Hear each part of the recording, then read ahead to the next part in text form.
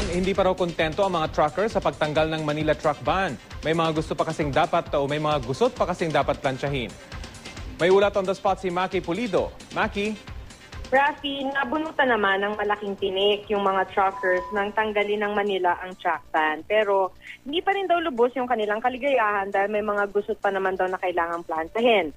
Una na rito, yung record ng syudad ng Maynila.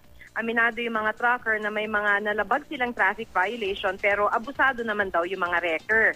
Nire-record daw sila kahit sa pinakamaliit na traffic violation tulad ng out of lane at labis ang singil. Sa halip na 1,800 pesos, sinisingil daw sila ng 4 hanggang 6,500 pesos. Tapos yung resibo pa raw ay para sa towing services. Dagdag pasakit din daw yung 100 pesos dispatch fee na sinisingil kada container na inilalabas ng pantalan.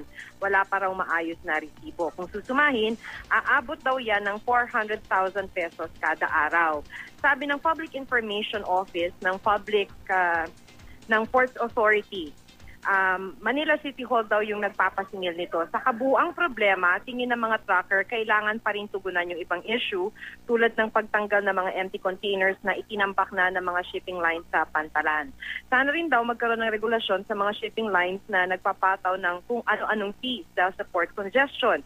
Susubukan naman daw ng Philippine Ports Authority na maibalik agad sa normal, at least before the end of the year, Rafi, yung operasyon ng pier ngayong listed truck ban. Dapat lang daw synchronize ang truck ban maging sa ibang syudad ng Metro Manila. Pinaiintindi lang ng General Manager ng PPA na si Juan Santana na hindi biro yung naging tambak ng container van sa mga pantalan. Sa ngayon, ang yard utilization ay nasa 97% at bago magka-truck ban, 49% ang yard utilization. Pero ngayon makakabiyahe na muli yung mga truck at nalilipat na yung mga cargo containers sa iba't ibang lugar, umaasa ang PPA na mababawasan na ang congestion. Rafi?